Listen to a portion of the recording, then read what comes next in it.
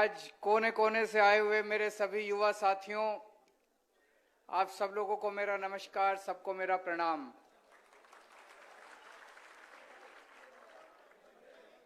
मुझे लग रहा है आप लोगों की जितनी ऊर्जा देखी अभी मैंने, जितनी एनर्जी देखी, ये इसमें से कुछ टीवी वाले तो चला रहे होंगे, वो देख रहे होंगे वहां पे बैठ के। तो मैं सोच रहा था कि अभी सुन रहे थे कि मनीष सिसोदिया को अगले 10 दिन में गिरफ्तार करेंगे, लेकिन अब तो मुझे लगता है अगले 2-3 दिन में ही गिरफ्तार कर लेंगे इनको। दोस्तों, आज महाराजा कृष्ण कुमार सिंह जी के धरती पे आके बहुत अच्छा लग रहा है। वो एक बहुत महापुरुष थे, महान व्यक्ति थे। आजादी के बाद सबसे पहले देशभक्ति का जज्बा दिखाते हुए उन्होंने अपनी रियासत सरदार पटेल को सौंपी थी। और जैसा अभी ईशुदान भाई ने बताया कि उनके इलाके के अंदर कहीं चोरी हो जाती थी तो या तो पुलिस उस चोर को पकड़ के सामान वापस दिलाती थी, और अगर पुलिस सामान वापस ना दिला पाए तो सरकारी खजाने से उस आदमी को उसका हर्जाना भरा। ऐसी महान शख्सियत को आज इस मंच के और इस धरती से मैं भारत सरकार से अपील करता हूं कि ऐसी महान शख्सियत को भारत रत्न से नवाजा जाए।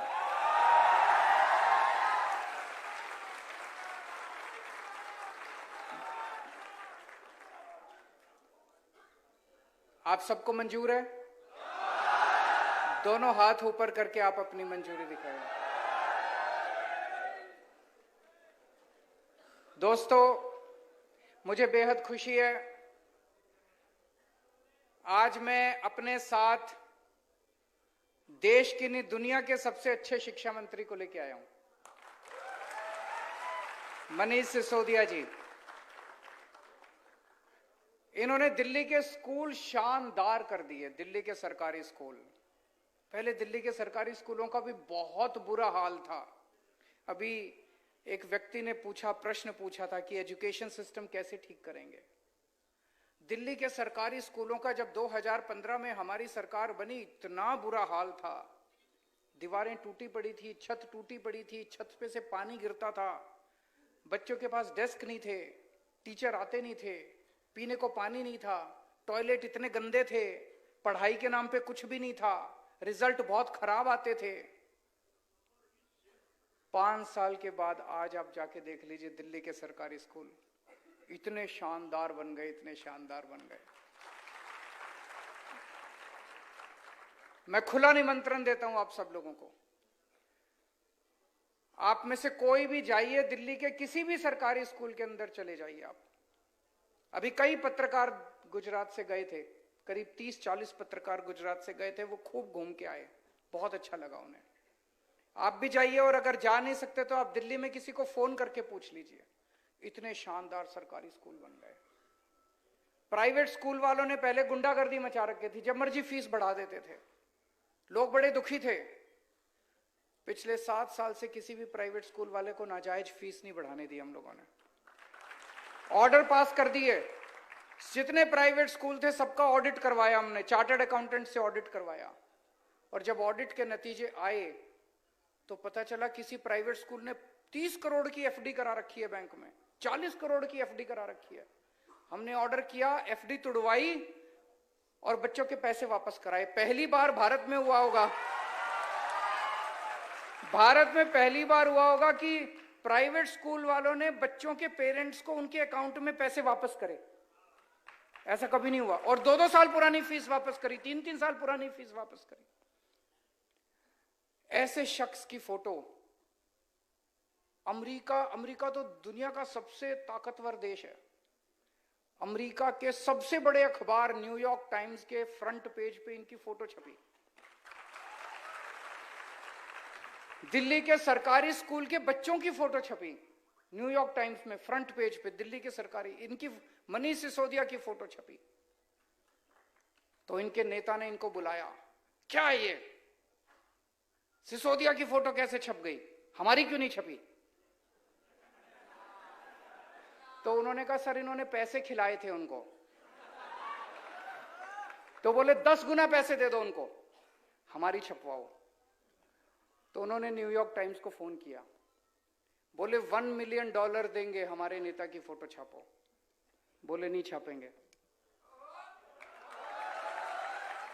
फिर उन्होंने दोबारा वापस आए, नेता ने कहा और पैसे बढ़ा दो। उन्होंने कहा 100 करोड़ रुपया देंगे, हमारे नेता की फोटो छापो। न्यूयॉर्क टाइम्स वालों ने कहा ये तुम्हारे वाला मीडिया नहीं है,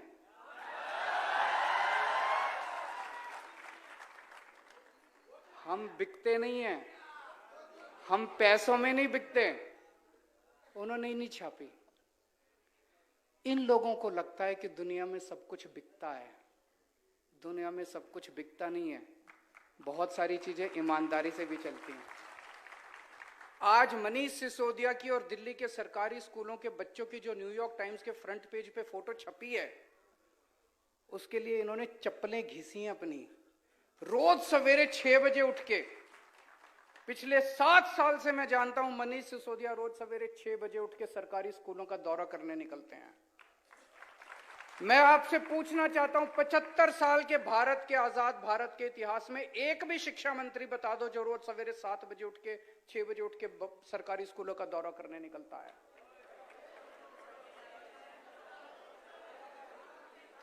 कोई नहीं निकलता। अभी आप लोगों ने कई प्रश्न पूछे, पेपर फूटने के बारे में पूछा, इसका जवाब दूंगा मैं डिटेल में। रोजगार के बारे में पूछा, टीईटी टीएटी एग्जाम के बारे में पूछा, उसका भी जवाब दूंगा। अभी एक हैंडीकैप भाई ने पूछा क्लरिकल स्टाफ में क्यों नहीं हो सकता। बिल्कुल हो सकता है, हमारी सरकार बनेगी, हम रूल बदलेंगे।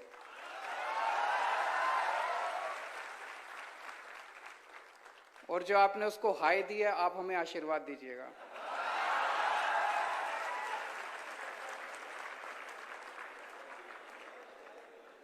जीआईएसएफ के इतने सारे साथी आए हुए हैं, आप लोग जनता की बहुत सेवा करते हैं। मैं आपकी बात से सहमत हूं। 11,000 रुपए में आज किसका गुजारा चलता है, और वो भी 25 साल की नौकरी करने के बाद। आप हमारी सरकार बनाइए, 1 महीने के अंदर आपको आपका हक दिलवाया जाएगा, आपको न्याय दिलवाया जाएगा, आपको पूरी तनख्वाह दिलवाई जाएगी। हमारे पत्रकार भाइयों ने अभी अपने मुद्दे उठाए। मुझे सबसे इंटरेस्टिंग आपकी बात यह लगी कि चर्चा के लिए भी नहीं बुलाते। इनको अहंकार हो गया है, इनको गरूर हो गया है। 27 साल की सत्ता में रहने के बाद इनको लगता है। हम कई बार गुजरात में जब आते हैं तो यहाँ के नेताओं से बात करते हैं, बीजेपी वालों से। हमने कहा कुछ करते क्यों नहीं हो? कहते हैं जरूरत क्या है, क्यों करें, ऐसे ही वोट मिल रहे हैं, कहां जाएंगे लोग? बोले कांग्रेस को देंगे तो कांग्रेस वाले हमारे में आ जाएंगे। पहली बार इनकी नानी याद आ रही है, आम आदमी पार्टी आ गई है। तो मैं पत्रकार बंधुओं से सबसे कहना चाहता हूं, जितने सरकारी फैसिलिटीज आपको बंद की गई सारी दोबारा चालू कराएंगे, आपके साथ बैठेंगे, और जो जो फैसिलिटीज हो सकती हैं आप वो सारी फैसिलिटीज आपको देंगे, और आपसे निवेदन करेंगे हमारी सरकार बनने के बाद हमारे पक्ष में मत छापिएगा, हमारी त्रुटि निकालिएगा।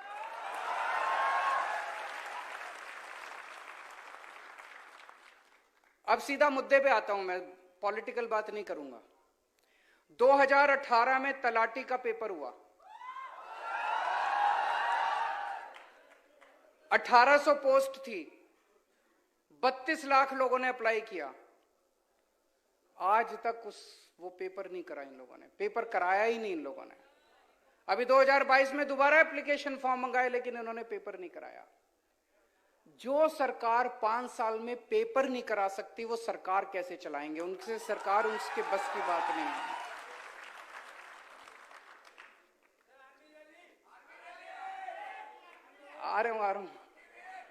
आ रहा हूं।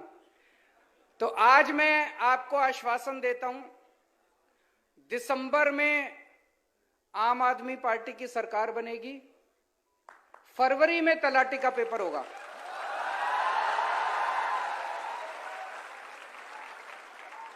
फरवरी में तलाटी का पेपर होगा, अप्रैल तक नतीजे आ जाएंगे और अप्रैल के महीने में जो जो सफल कैंडिडेट होंगे उनकी पोस्टिंग हो जाएगी।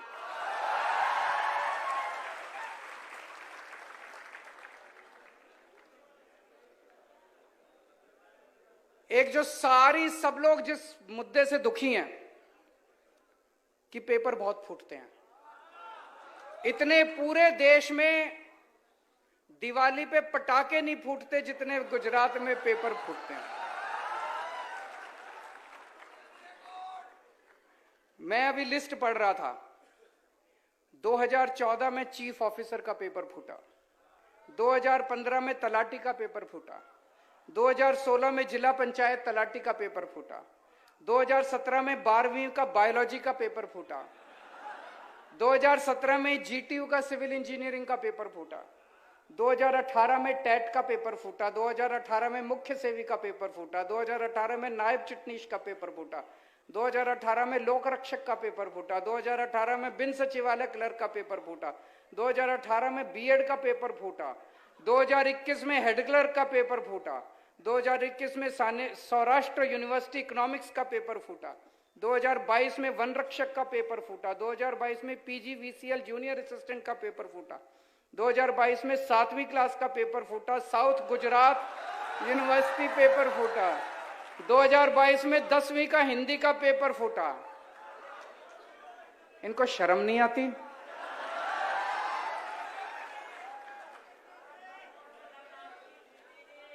इनसे पेपर नहीं होते, ये सरकार कैसे चलाएंगे? आप लोग क्यों वोट देते हो इनको? ऐसे लोगों को क्यों वोट देते हो जिनसे पेपर नहीं होते? वो सरकार कैसे चलाएंगे? सरकार चलाना बड़ा मुश्किल काम है, इनसे एक पेपर नहीं होते, आपने इनको इतनी बड़ी जिम्मेदारी दे दी। कोई जेल गया क्या आज तक पेपर फूटने की वजह से? अब जेल जाएगा, अब जेल जाएगा। मध्य प्रदेश में तो व्यापम घोटाला हुआ था, ये तो महाव्यापम घोटाला चल रहा है। गुजरात के अंदर तो महाव्यापम घोटाला चल रहा है। मनीष सिसोदिया ने कोई गलत काम नहीं किया, झूठा केस बना के सीबीआई इनके यहां भेज दी, लेकिन आज तक पेपर फूटने वाले के यहां किसी के यहां सीबीआई नहीं गई, सीबीआई की रेड नहीं कोई सीबीआई। क्यों? वो सारे इन्हीं के लोग हैं जो पेपर फोड़ते हैं। तो हमारी सरकार बनेगी, कानून लेके आएंगे, पेपर फोड़ने वालों को कम से कम 10 साल की सजा होगी। और 2015 के बाद से जितने पेपर फूटे सबके केस खोले जाएंगे, सबकी इंक्वायरी दोबारा कराई जाएगी और सबको जेल भेजेंगे। जितने पेपर फोड़े इन्होंने सबको जेल भेजेंगे, पेपर फोड़ने वालों। अब खबरदार, दिसंबर के बाद अगर किसी ने गुजरात में पेपर फोड़ा तो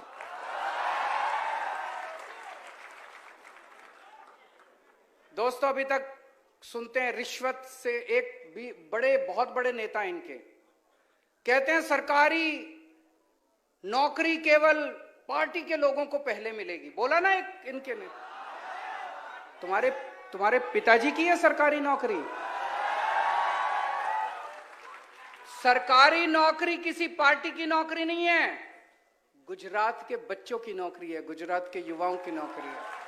हर सरकारी नौकरी पे गुजरात के युवाओं का अधिकार है। पूरा ट्रांसपेरेंट तरीके से किया जाएगा, सारा प्रोसेस चेंज किया जाएगा और हर नौकरी जो है वो अच्छे तरीके से दी जाएगी। अब मैं आपको भर्ती कैलेंडर सुना रहा हूं। आम आदमी पार्टी की सरकार बनने के बाद कौन सा पेपर कब कराएंगे, नोट कर लीजिए अगर आपके पास है तो, नहीं तो अपने फोन में लिख लीजिए। दिसंबर में सरकार बनेगी कि नहीं बनेगी? दिसंबर में सरकार बनेगी। फरवरी में तलाटी का पेपर होगा।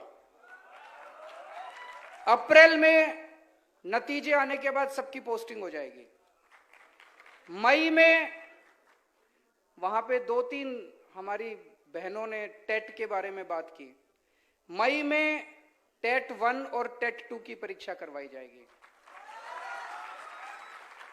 और टीईटी और टीएटी दोनों की परीक्षा होगी। टीईटी 1, टीईटी 2 एंड टीएटी दोनों की परीक्षा, तीनों परीक्षा मई के महीने में कराई जाएगी और जुलाई के महीने में नतीजे आ जाएंगे।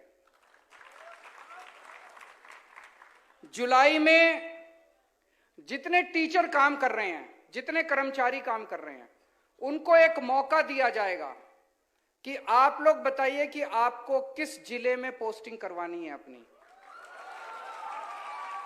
अभी हमने सुना कि एक आदमी इधर पोस्टिंग है, उसकी फैमिली उधर रहती है, वो दोबारा पेपर देता है, फिर उधर हो जाता है, तो ये खाली हो जाती है पोस्ट, उसके बाद दिक्कत।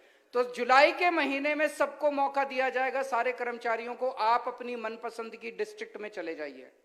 वो सब लोग अपनी अपनी डिस्ट्रिक्ट में चले जाएंगे। अगस्त के महीने में जितनी टीचर्स की वैकेंट पोस्ट हैं, उनकी सबकी भर्ती प्रक्रिया शुरू की जाएगी, उनके पेपर कराए जाएंगे। अक्टूबर के महीने तक सारे टीचर्स की पोस्टिंग, नए टीचर्स की पोस्टिंग कर दी जाएगी। नवंबर के महीने में सब इंस्पेक्टर और असिस्टेंट सब इंस्पेक्टर की भर्ती शुरू की जाएगी, और दिसंबर के महीने में सबको पोस्टिंग कर दी जाएगी। मंजूर है? ठीक है ना? गलत तो नहीं है? तो ये भर्ती कैलेंडर हमारी तरफ से आपको गारंटी है। दूसरा, दिल्ली में जैसे अभी मनीष सिसोदिया जी ने बताया, हमने 12 लाख बच्चों को रोजगार दिलवाए हैं पिछले कुछ सालों में।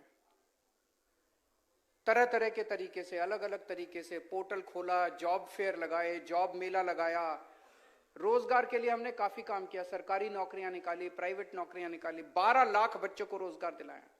तो रोजगार दिलाना आता है हमको, हमारी नीयत भी साफ है।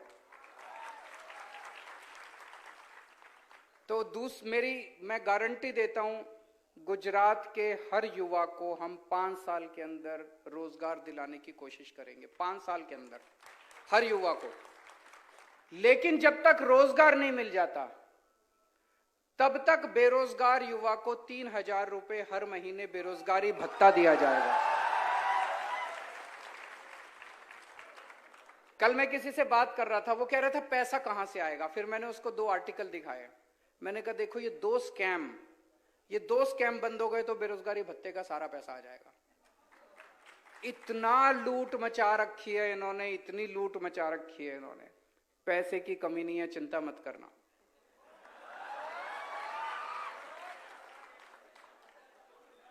अगला पॉइंट, 10 लाख सरकारी नौकरियां निकालेंगे।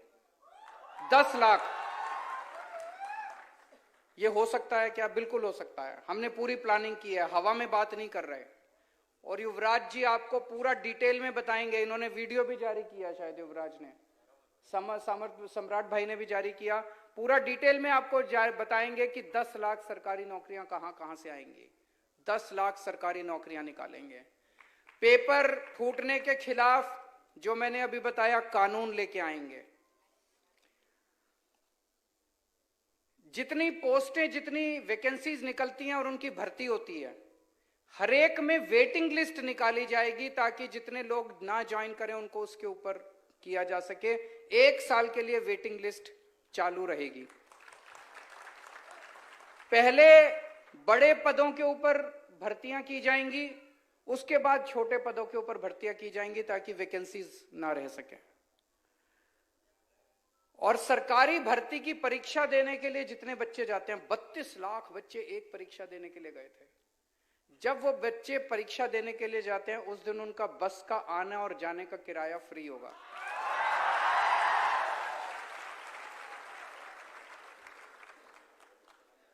और कई बच्चों ने कहा कि जब भी सरकार आती है 4 साल कुछ नहीं करती, फिर 5वें साल में भर्ती निकालती है, और 5वें साल में भर्ती निकालने के बाद आधों को मिलती है, और फिर उसके बाद 4 साल तक ऐसे ही लटक। हमारी अभी पंजाब में सरकार बनी है, सरकार बनते ही हम लोगों ने नौकरियां निकालनी चालू कर दी। 26,000 बच्चों को अभी नौकरियां देने वाले हैं, 36,000 बच्चों को पक्का करने वाले हैं। जैसे ही हमारी सरकार बनेगी, मैंने आपको भर्ती कैलेंडर बता दिया, पहले साल से ही आपको सारी भर्तियां चालू हो जाएंगी। और आखिरी पॉइंट, कि जितने प्राइवेट नौकरियां हैं गुजरात के अंदर, उसमें 80% नौकरियां उनको गुजरात के बच्चों को देनी पड़ेगी। रिजर्वेशन होगा, उसके लिए कानून लाया जाएगा।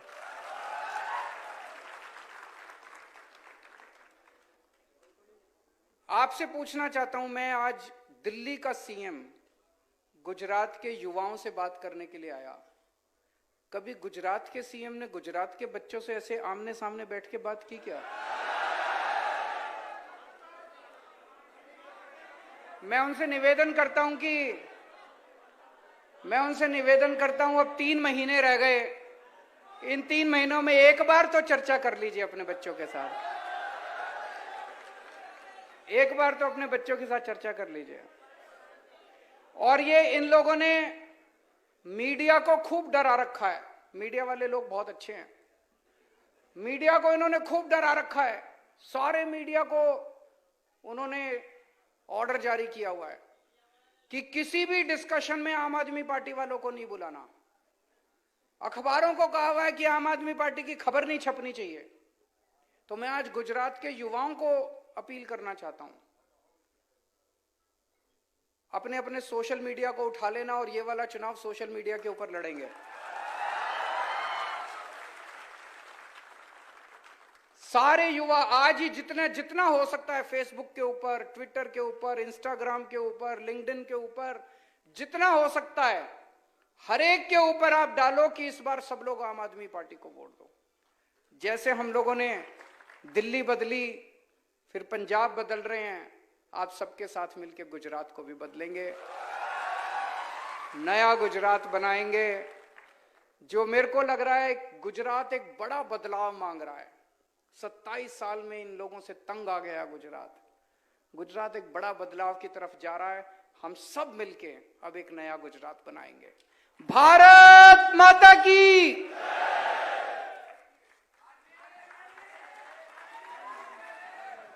તમામ વ્યક્તિ પોતપોતાની જગ્યા